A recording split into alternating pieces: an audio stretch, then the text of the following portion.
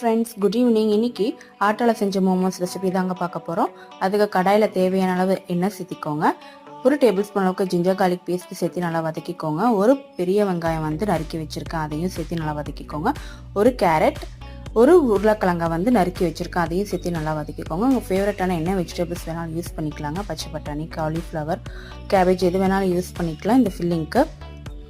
இது இப்போ 3/4 table spoon அளவுக்கு மிளகுத்தூள், 3/4 டேபிள் ஸ்பூன் அளவுக்கு மிளகாய்த்தூள், தேவையான அளவு உப்பு சேர்த்து 10 நிமிஷம் மூடி வச்சு குக் பண்ணிக்கோங்க. இதுதான் மோமோஸ்க்கான ஃபில்லிங். இப்போ கோதுமை மாவில் சின்ன சின்ன உருண்டையை எடுத்து தேய்ச்சி எடுத்துக்கலாங்க. இப்போ மோமோஸோட ஃபில்லிங்ஸை வச்சு நம்ம மோமோஸோட ஷேப் நம்ம எடுத்துக்கலாம்.